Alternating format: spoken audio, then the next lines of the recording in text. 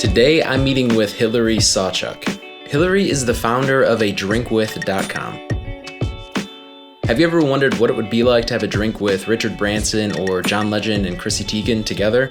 Well, that's exactly what Hillary's made a business out of doing. ADrinkWith.com is an online publication where Hillary, has drinks with different celebrities and thought leaders. And for someone like me who stares at a computer screen most of the day hammering out sales calls, making a living doing something creative like this is so intriguing to me. She was able to leave her 9-to-5 office job to make a drink with her job. And I want to learn how. This is the story of A Drink With. This is Lifestyle by Design, the true story of what it's like to become an entrepreneur, travel the world, and bring ideas like yours to life. I'm Nate Wolverton, and I travel the world to meet with entrepreneurs, startup founders, and inventors to learn how they brought their ideas to life, while attempting to bring a few ideas to life myself, this series being one of them.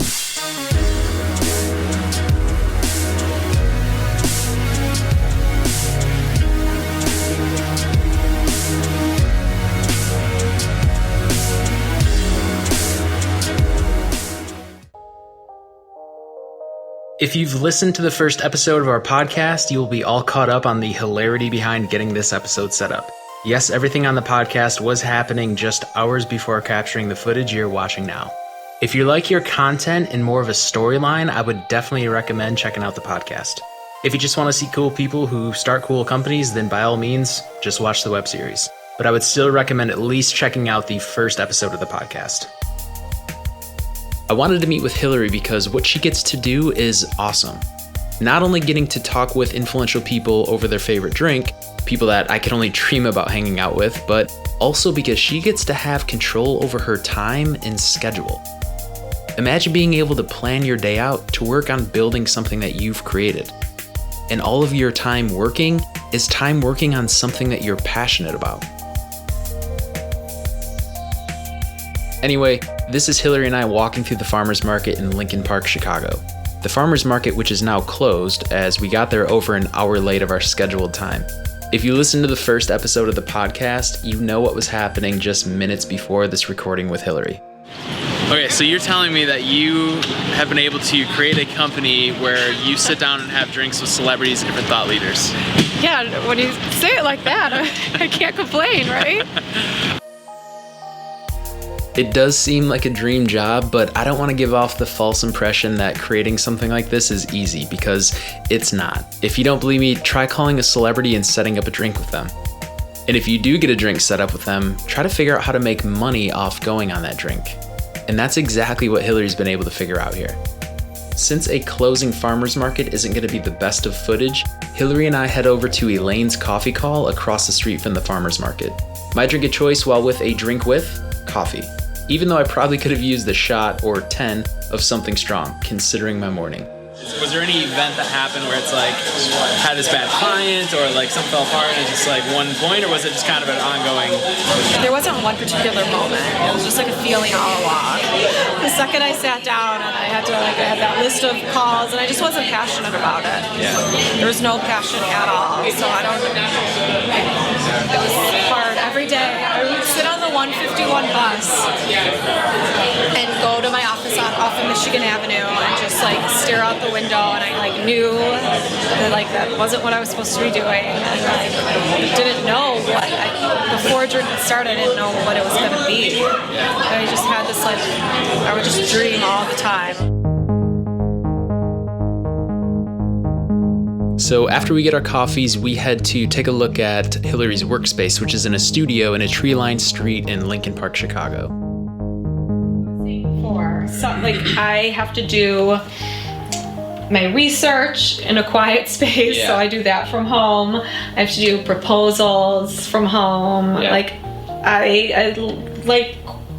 it quiet, so I work a lot here. But then I do like the energy. I'll work at Soho House or coffee shops around the neighborhood. Yeah. And then we had to ask people before we even had the website up, if they would do it. So we were just explaining the concept, and people actually said yes.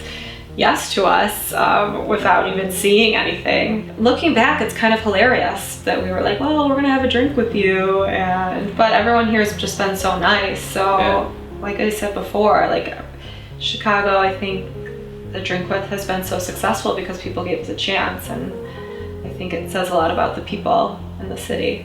If you could have a drink with anybody, who would that be? If I could have a drink with anyone, it would be Joan Rivers.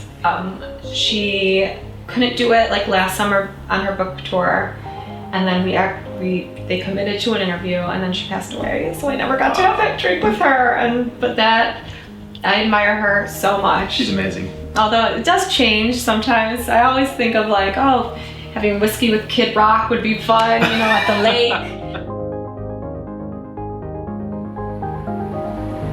Hillary also invites us to an interview she's having with Shira Piven at the Historic Box Theater in Chicago. Shira is there for the premiere of her new movie, Welcome to Me, starring Kristen Wiig. We hang out with Hillary before the interview and get into the details of how she's built ADrinkWith to where it is today, as she waits for Shira's arrival. I chased CeeLo Green down the street, so because I thought maybe he got up. He was doing a bunch of press, and then he got up because he kind of had enough. We were next. So the publicist was like, I'm so sorry, I think it's done. But Kelly and I ran after him, and we thought maybe we could just get a quote, like, if you could have a drink with anyone, who would it be? And nope, he beeline down Illinois, like in front of Sundo where we were. And so yeah, I've hunted down people. Gotta be pretty exciting to see it start from where you're literally hunting down celebrities. Yeah, I've offered like transportation. I had to like get Jermaine Dupri to the interview and back. Yeah. And we don't have that much of a budget, so I had like an Uber, and the Uber driver kept getting lost. What was like one of your interviews where you were the most nervous or the most like? I was pretty nervous for Richard Branson. Yeah. Just because I didn't want to blow it. And then once the conversation gets going, then I'm okay. But yeah, it doesn't necessarily come easy to me. Sometimes I'm like, can they tell, like when I'm like, cheers, I'm like shaking. Like it's always good to have those butterflies. So chasing down celebrities, getting Ubers for Jermaine Dupri, how different is this job than your last job? Well, I was at a sales job, and it was like a 9 to 5 cold calling. How many cold calls a day? Well, I was supposed to make like 150. I think I made 12 a day. So when did this pop in your brain? At what point? 2011, because I had a business partner in the beginning, and we both were in the same boat. We wanted to work in media, but we loved Chicago, so we didn't want to move to a small town, and I wanted to be a sports reporter. So it was kind of like, hey, we should start something.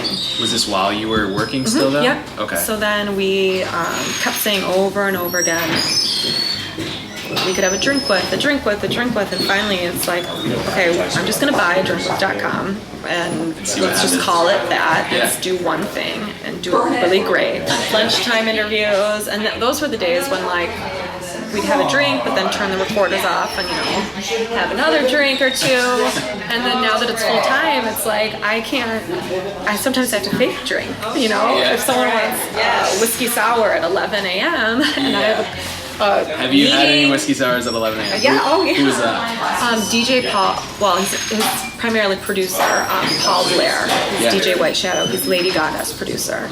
And yeah, it was 11 a.m. I asked what his drink of choice was, and I drank like a third of it. What were your thoughts right before you took that leap at work? Like while you're in the office, like what were you feeling?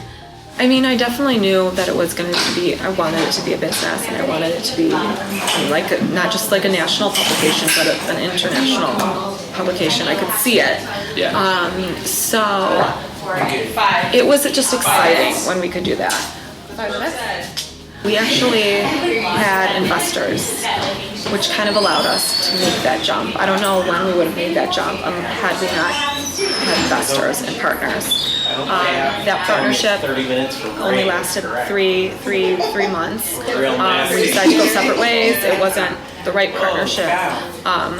But after those 3 months, there was no going back. It wasn't like, well, now I'm gonna get it. It was like, then it was like really do or die, because we didn't have the investors to have any paychecks. But we landed our first sponsor, Miller Coors, and they were our exclusive beer sponsor.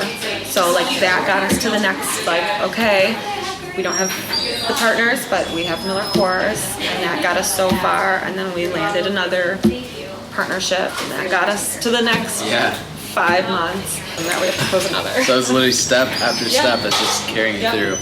So at one point, I mean, it really wasn't this, you had it all lined up and you're set for life. It's like literally a month to a month or weeks to week. It was a true, startup.